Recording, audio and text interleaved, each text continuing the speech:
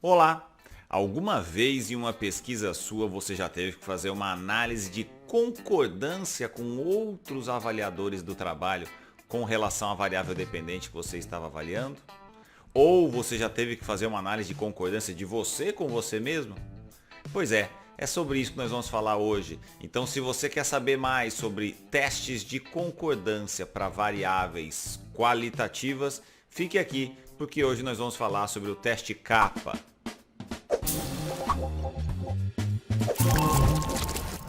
Bom, beleza, vamos lá. Mas antes de nós fazermos a análise propriamente dita, que você vai ver é bem simples. Hoje nós vamos utilizar o software SPSS. O mais importante é entender quando os testes, as análises de concordância, elas são feitas. Normalmente as análises de concordância elas são feitas na etapa de calibração dos avaliadores em uma pesquisa. E é importante dizer isso, porque eu frequentemente me deparo com alunos na fase final do trabalho, quando todos os dados estão coletados e o orientador diz para o aluno: olha, você fez o teste CAPA, você fez a análise de concordância, e o aluno me traz os dados finais do trabalho para daí eu fazer a análise de concordância. Esse é um conceito errado, ele pulou uma etapa. A análise de concordância ela é sempre feita no início do trabalho. O pesquisador ele faz uma análise de concordância na fase de calibração, quando ele tem vários examinadores. Então vamos pensar num trabalho epidemiológico, em que o pesquisador tem que ter na sua amostra no trabalho 900 pacientes. Uma amostra enorme, e com 900 pacientes é muito difícil um único examinador fazer essa análise dos 900 pacientes. Então, quando é feita essa análise de concordância na etapa de calibração, obviamente os pesquisadores passam por uma fase de treinamento em que eles calibram os parâmetros que vão ser utilizados para diagnóstico do paciente ou para avaliação daquela variável dependente. Então, depois que estão todos treinados, faz-se a análise de concordância. Tá? Por quê? Pensa, então numa pesquisa que eu tenho 900 pacientes que eu tenho que avaliar, vamos supor que eu tivesse 3 pesquisadores no meu trabalho. Tá? E cada pesquisador vai sair e vai trabalhar em um bairro da cidade e cada pesquisador vai examinar 300 pacientes. O examinador A analisa 300 pacientes, o B 300 pacientes e o examinador C vai lá e avalia também 300 pacientes, mas são pessoas diferentes. O fato é que são 3 examinadores trabalhando em locais diferentes, avaliando pacientes diferentes, mas se eles estiverem calibrados, na prática é como se eles fossem uma única pessoa. Uma única pessoa avaliando esses 900 pacientes da pesquisa. Por isso é importante eles estarem calibrados. Os parâmetros têm que ser os mesmos na hora de avaliar os pacientes, para que não haja grandes discrepâncias ou influências individuais de cada examinador na análise. Por isso é importante eles estarem calibrados e concordarem. E por isso a análise de concordância ela é uma análise sempre feita no início da pesquisa. A partir do momento em que os pesquisadores estão concordantes e apresentam um resultado do teste CAPA, por exemplo, acima de 0,7, 0,8, só nesse momento eles têm o sinal verde para analisarem toda a amostra do trabalho. Normalmente, uma análise de concordância ela é feita com 20% da sua amostra total. Então, se por exemplo você tem 900 pacientes da pesquisa, vocês, o grupo de avaliadores, vai ter que fazer essa análise de concordância com 180 pacientes, por exemplo, ou seja, 20% do total. E a partir do momento em que vocês, os pesquisadores, tiverem um CAPA acima de 0,7, 0,8, vocês têm o sinal verde para agora sim avaliarem todos os 900, porque esses estão calibrados. Esses concordam entre si. Mas uma pergunta muito comum, mas e Heitor, e se eu fiz o teste CAPA, nós passamos por um treinamento e o teste CAPA deu 0,5? O que isso significa? Significa que vocês não estão calibrados, vocês não estão concordando e, portanto, vocês não podem fazer a análise de toda a amostra da pesquisa. Numa situação como essa, se na análise, normalmente o teste CAPA é uma análise pareada, sempre 2 a 2, eu pego o examinador A com o examinador B, o valor do CAPA deu 0,5. Né? O que a equipe tem que fazer nesse momento? Para tudo. Vamos rever os nossos conceitos. Por que você está dizendo que aqui o paciente está doente e o outro está dizendo que não está doente? Vamos familiarizar os procedimentos para análise do paciente. A equipe passa por um novo processo de treinamento, para daí novamente avaliar aqueles 180 pacientes depois de um tempo, outros 180 pacientes. E a partir do momento em que finalmente todos os membros da equipe, analisados 2 a 2, tiverem um kappa acima de 0,7, 0,8, que é o valor ideal, aí a equipe sim, somente aí tem o sinal verde para começar a análise dos dados. Então, essa é uma introdução bastante importante. A análise de concordância nunca se faz no final. Então, de novo, é frequente na minha rotina os pesquisadores virem até mim com um dado já todo coletado de toda a amostra, de toda a pesquisa, para nesse momento querer fazer análise de concordância, né? Mas os dados todos já foram coletados, e se a análise de concordância der um valor baixo? Significa que o pesquisador perdeu tudo o que ele fez, porque a equipe não estava concordante. E mais do que concordar um examinador com outro, e nesse caso eu estou falando da análise de concordância interexaminador, também é muito importante que se faça a análise de concordância intraexaminador, que é o pesquisador com ele mesmo. Então, toda vez que um pesquisador vai fazer uma análise, ele tem que mostrar para a sua equipe de trabalho que ele é coerente com ele mesmo.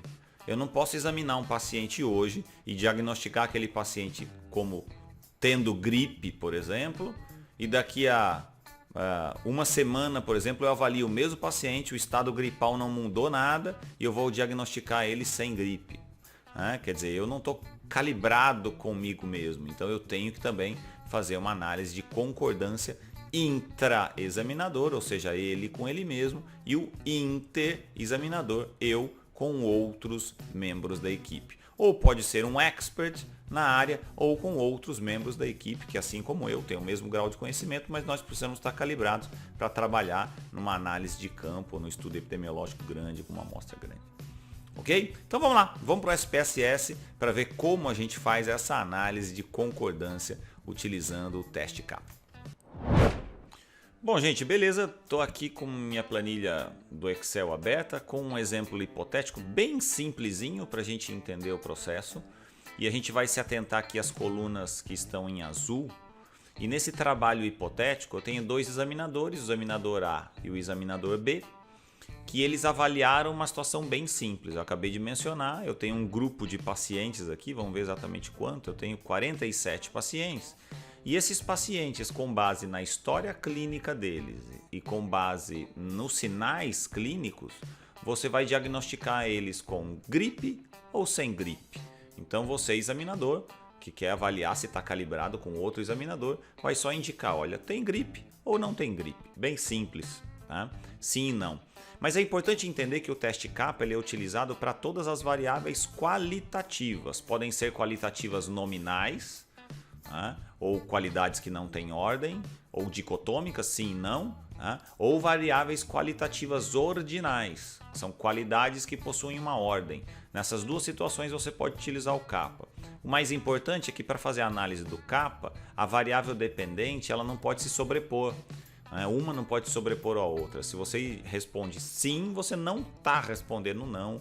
Se você responde sempre, você não responde nunca, ou às vezes, ou quase sempre, no caso de uma variável qualitativa ordinal. Então, ela é utilizada sempre para as variáveis qualitativas. Para as variáveis quantitativas ou numéricas é o ICC. Na verdade, são esses dados aqui que estão na coluna em amarelo, que eu vou mostrar num outro vídeo para vocês. Hoje a gente vai se concentrar nas variáveis aqui dicotômicas. E quando você for fazer o kappa, você pode fazer como esse exemplo que eu estou colocando aqui. Eu tenho o examinador B, vamos supor que ele seja o orientado, ele é o mestrando. E para o mestrando fazer a análise, ele tem que mostrar que ele está calibrado com o examinador A, que eu chamo de expert, ou seja, o orientador. Tá? Então, se o orientador disser, olha, você só vai poder fazer as suas análises se você tiver um kappa acima de 0,8 com a minha análise. Se você tiver um kappa forte com relação à minha análise, você está liberado para fazer as suas análises da sua pesquisa. Do contrário, não. Então pode ser feito dessa maneira. Ou também você pode ter dois pesquisadores que têm igual grau de conhecimento, que também precisam estar calibrados entre si para eles trabalharem os dois separadamente em campo. As duas possibilidades são possíveis, tá? Então vamos lá, eu estou com um Excel aberto aqui e esse Excel eu já importei aqui no SPSS. Então percebam, ele já está importado. Alguns pesquisadores convertem sim, não em 0 e 1. Não há necessidade para fazer essa análise aqui, eu posso deixar escrito dessa maneira aqui, né? Então para fazer a análise você vai ver, é bem simples, basta você clicar aqui no analisar ou analyzed, tá? Em estatística descritiva, descriptive statistics, e aqui você vai clicar no crosstabs. No crosstabs, normalmente na coluna eu costumo colocar o padrão ouro, ou nesse caso eu tenho um expert, então eu coloco o expert aqui na coluna. Se você não tiver um expert, aí tanto faz a ordem, tá? Só para você avaliar a concordância. E aqui o orientado ou examinador B, né, que eu quero ver se ele está calibrado com o orientador, eu coloco aqui na linha, né? Aí depois eu tenho que clicar nesse botãozinho aqui do lado direito, Cells, nas células, e eu tenho que selecionar, além do observado, eu vou selecionar a coluna e a linha para o relatório, os outros eu não preciso. E na abinha, no botão em cima, Statistics, eu tenho que selecionar aqui o teste kappa, que daí ele vai me dar o parâmetro final do kappa. Pronto, e agora eu terminei, eu não preciso selecionar mais nada, deixo aqui no default do programa da maneira como ele está, eu só clico em OK e ele já gera o relatório para mim. Bom, primeiro ele me mostra, olha aqui os 47 indivíduos, eu não tinha nenhum valor ausente aqui na minha análise, tá? Essa segunda tabela aqui eu vou explorar ela com vocês daqui a pouco, porque para mim o mais importante de toda essa análise, o mais importante é avaliar o valor do kappa, que vem aqui embaixo, tá? Que é a análise de concordância, que me indica um kappa de 0,74. Tá? Heitor, o que significa um kappa de 0,74? Já explico para vocês. O mais importante é verificar pelo nível de significância aqui, que é um kappa significativo, tá? Que eu tenho uma concordância significativa entre os avaliadores. E ele é na ordem de 0,74. E como eu interpreto esse valor de kappa? Bom, ele pode ser dividido em uma série de categorias e você, junto com o seu orientador, podem definir a partir de qual categoria, a partir de qual valor vocês consideram que a equipe está calibrada ou que os dois examinadores estão calibrados. Bom, a regrinha é sempre muito simples. Então, se o seu resultado ficar entre 0 e 0,2, você tem um kappa muito baixo. Muito baixo. Com certeza a sua equipe não está calibrada, vocês não estão concordando na análise se o kappa der nessa ordem. Se ele ficar entre 0,2 e 0,4, você já tem um kappa considerado considerável. Tá? Considerável. De 0,4 a 0,6, o seu kappa pode ser considerado moderado. De 0,6 a 0,8 ele é substancial e de 0,8 a 1 você tem um kappa excelente. Eu percebo que na área da saúde estabelece-se como nível de excelência sempre um kappa acima de 0,8. Se a sua equipe tiver um kappa acima de 0,8, então você está liberado para fazer a análise, tanto no kappa inter quanto no kappa intra. E o kappa ele é um teste muito engraçado, a análise de concordância é uma análise muito engraçada, porque eu sempre digo isso para os meus alunos. Ele vai dar para você, pesquisador, um trabalho terrível, para que você mostre para o seu leitor, quando o artigo estiver pronto, que a equipe está concordando, né, na análise dos parâmetros. Mas apesar dele dar um trabalho terrível, se você tiver 3, 4, 5, 6 variáveis dependentes no trabalho, essa análise toda vai ocupar uma frasezinha pequena no seu artigo. Com relação a todas as variáveis dependentes avaliadas, o valor de kappa entre os examinadores foi sempre acima de 0,8. Se você não quiser descrever um por um, coloque essa frase padrão, né? Então vai te dar um trabalho danado e vai ocupar no artigo uma frase pequenininha, né? Então essa é a análise que a gente faz. E com relação aos percentuais obtidos, a gente consegue também ter na análise do kappa aquilo que a gente chama de análise de sensibilidade ou especificidade. Então eu consigo verificar, por exemplo, do examinador A, que era o expert, em relação ao examinador B, tá?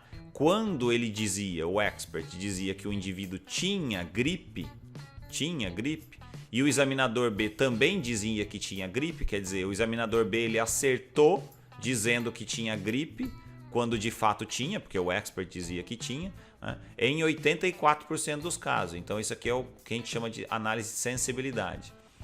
O examinador B ele dizia que tinha gripe e na verdade tinha em 84% dos casos. E a especificidade ele mostra quando o examinador B dizia que não tinha gripe e na verdade não existia gripe, porque o examinador A também falou que não tinha, e isso aconteceu em 90,9% dos casos. Então esse aqui é o dado de especificidade. E se você quiser colocar na sua análise de concordância esses dois dados complementares, até pode, mas o dado de sensibilidade e especificidade ele é mais comum ser explorado quando você tem um gold standard, quando você tem um expert, né, nessa análise, porque daí eu tenho aquele resultado que eu sei que é o dado certo, é o dado correto, e aí eu vejo quanto que eu, pesquisador, estou concordando com os dados corretos, ou seja, qual é a minha sensibilidade, qual é a minha especificidade. Se você não tiver esse dado correto, se você não tiver esse gold standard, não há necessidade de explorar esses dados aqui, fique somente com os seus valores de capa. E uma pergunta muito comum também que eu escuto é com relação à quantidade de análises que devem ser feitas se você tiver vários examinadores. Bom, essa análise é muito simples, tá? O teste capa é um teste feito com análises pareadas, examinador A com B. Se você tiver 3 examinadores, você vai ter que fazer o A com B, o A com C e depois o B com C. São 3 análises para mostrar que a equipe toda está calibrada. E se eu tiver vários examinadores? Todos com todos, exceto, mais uma vez, se você tiver um expert. Aí eu tenho que fazer a calibração de cada um com um expert. Tá? Então o B com expert, o C com expert, o D com expert. Enfim, e todos, sem exceção, tem que ter o valor acima de 0,7, acima de 0,8. Isso você junto com o seu orientador ou com a sua equipe de pesquisa vai definir. Tudo bem? Então essa é a análise do teste capa utilizando o software SPSS.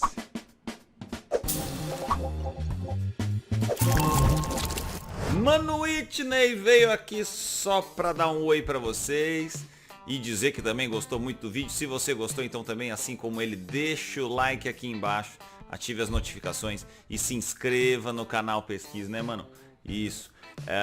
E continue nos acompanhando, porque agora nos próximos vídeos a gente vai continuar falando sobre análise de concordância, mas para as variáveis quantitativas. A gente se vê em breve e lembre-se sempre, viu, Mano Whitney? Lembre-se sempre, pergunte, mas para responder, pesquise.